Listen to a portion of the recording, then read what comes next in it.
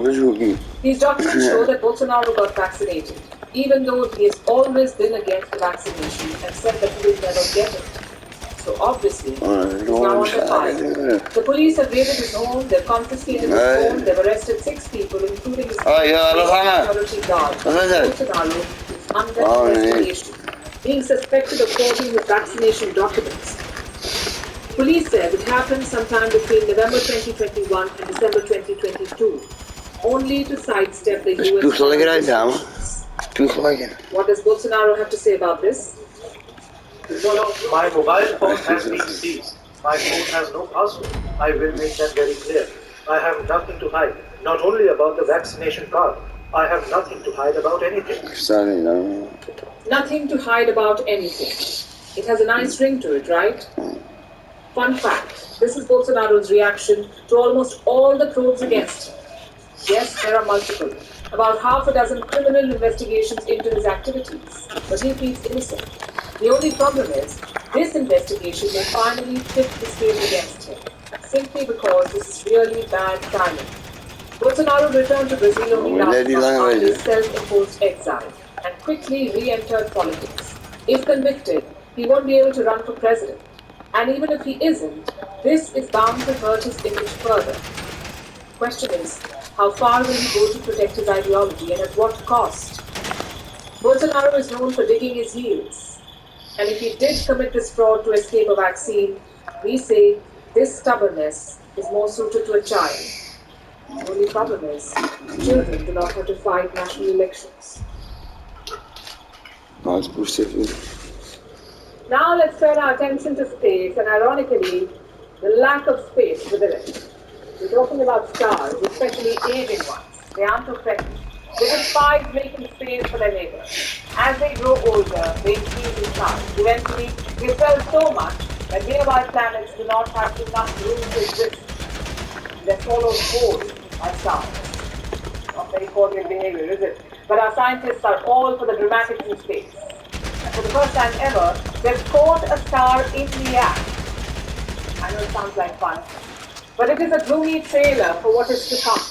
Because our star, the sun, will do the same to our planet, the Earth, at some point.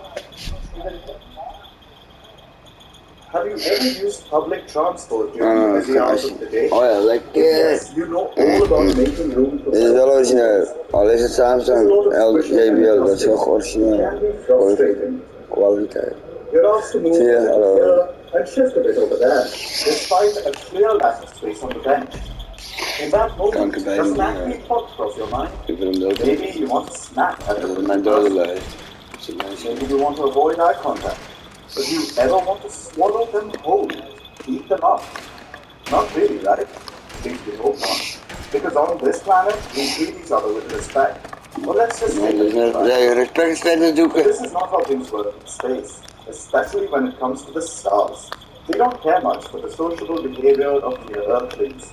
They're called stars for a reason. So when there's a lack of space, they actually do swallow their fellow neighbors. This specifically happens with aging stars. Over time, they continue to swell. But nearby planets begin skimming the surface. And this process is not conventional, because it involves exploding balls of gas, the stars. So when the planets start getting close to their host star, streams of gas and dust are sent into space. There's an intense burst of light, and finally, the planets are... This doesn't sound like good news for the food, right? Planets. After all, they're being eaten to death. But the stars, they get quite happy, and they shine with joy. Literally, after swallowing planets, they become much brighter, about 100 times in just about 10 days. This is a fascinating concept, and for the first time ever, scientists have witnessed it. They caught a star in the act. They didn't just see it take a nibble or a bite. They saw it swallow a planet whole. The planet looked like a gas giant. It was around the size of Jupiter, but that was before. Now, it's just, well, star food. But as fun as this tale of the star's lunchtime sounds, scientists say this is also a warning, a gloomy preview of what's to come. Because don't forget that we have a star of our own, the sun. And as nice as it is, with all its heat and light, it can't help but be a star. There may be love between the earth and the sun, but they are star-crossed lovers. Eventually, the sun will shine, and it will bubble at least in planets in our solar system: Mercury, Venus, and Earth. So being eaten by the sun will be the final fate of the Earth. If you're worried, we totally get it. But if it's any consolation, that day is billions of years away. At least 5 billion years to be exact. Until then, we can continue to bask in the sunlight with the quiet knowledge that it belongs to our Death Star. Yes, you guessed it, that's a Star Wars reference. We couldn't help it. After all, today is Star Wars Day. So when it comes to our sun eating up our planet, may the Force be with us. And now it's time for Vantage Shots, images that tell the story. Starting with East Africa, Rwanda and neighboring Uganda are facing floods. These two countries have been experiencing heavy rain since late March. In China, a heavy sandstorm has hit Xinjiang with limited visibility and created a sand wall of fog. Meanwhile, Russian cosmonauts performed a spacewalk to relocate and experiment airlock. Anytime an astronaut gets out of a vehicle while in space is called a spacewalk. And finally, what makes the 4th of May significant? We're taking you back in history. On this day, Margaret Thatcher became the first female Prime Minister of the United Kingdom. The year was 1979. The Labour Party's government had collapsed. The UK was experiencing economic difficulties. Public opinion had swung in favour of the Conservatives as Thatcher hit the nail right on the head. She promised to revive the economy by increasing taxes and balancing the budget. Now they call it Thatcherism. A Soviet journalist called her the Iron Lady, and while Thatcher evokes positive emotions from young conservatives, she remains a divisive figure in the UK. Some see her as a prime minister who saved the country's economy. Others believe she destroyed livelihoods. We're leaving you with this. Thanks for watching. We'll see you tomorrow.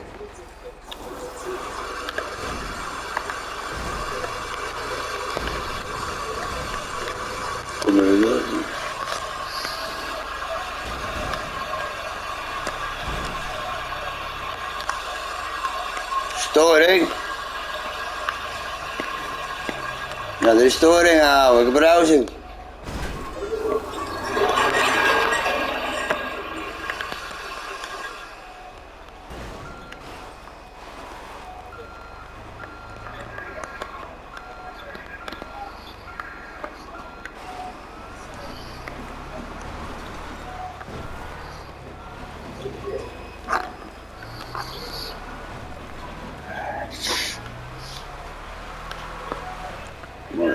Technologie zijn. Hey, boom, hier, boom. Lekker. Nou, dat is mooi.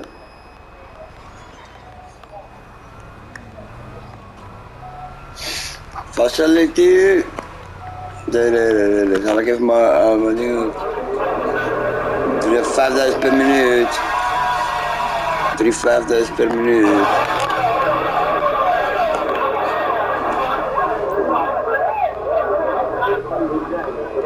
Oh ja, parkeer weer houden. Ja, nou word ik meer dingen houden.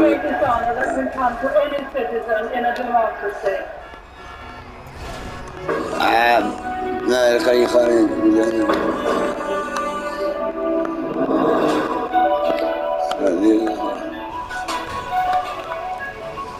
Bam! Nou, dan wil ik hem hebben. Staat er niet hoor. Ja, mag ik parkeerd hè? Ja, chauffeurtje. Nou, ik ben chauffeur of niet. Ik zie hem. Boom! Oh, net aan. But does it give anyone a free pass to knowingly violate the law? America supports India because it needs India's support in return. And India is working with the US because it suits India's interests. This is how geopolitics works. Last night he diffused a crisis with his defense minister. But today Netanyahu was confronted with a new problem. His cabinet seems to have rebelled against him. UK is looking at the Indian subcontinent to fill its coffers. That India seems to be negotiating from a position of power, like a partner, Not a proper policy.